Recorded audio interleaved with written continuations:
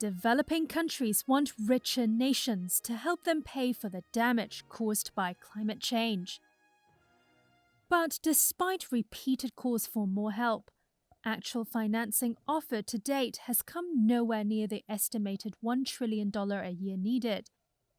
Let's take a look at some of the ways the money can get to emerging markets. To loss and damage. Loss and damage is the term used to describe rich nations paying out funds to help poor countries cope with the consequences of global warming, for which they bear little blame. It's been an extremely contentious issue at past climate talks. Now, for the first time since climate talks began decades ago, the UN Climate Summit COP27 is putting the topic on the agenda.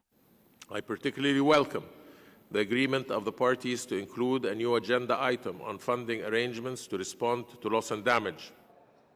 State-backed development banks finance projects to further economic and social progress.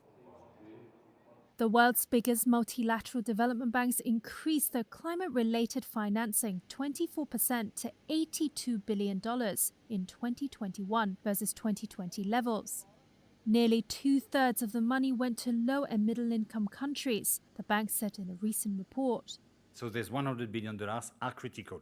The multi-billion-dollar Green Climate Fund is one of the vehicles for handling the $100 billion a year pledge by rich nations to the poor. The funds are meant to fuel the green energy transition and help vulnerable countries adapt to a warmer world.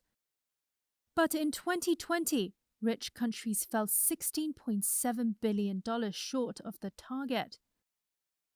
Climate Investment Funds is another influential multilateral investor which helps low and middle-income countries adapt to and mitigate climate change.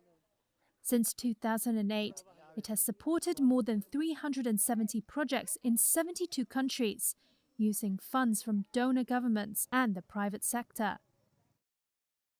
Cash-poor but nature-rich countries could earn carbon credits from nations and countries keen to offset their carbon emissions. Credits can be generated by protecting a rainforest from being cut down, for example. No more zombie credits! But some campaigners have criticized the scheme for enabling companies to avoid making hard decisions to stop emitting in the first place.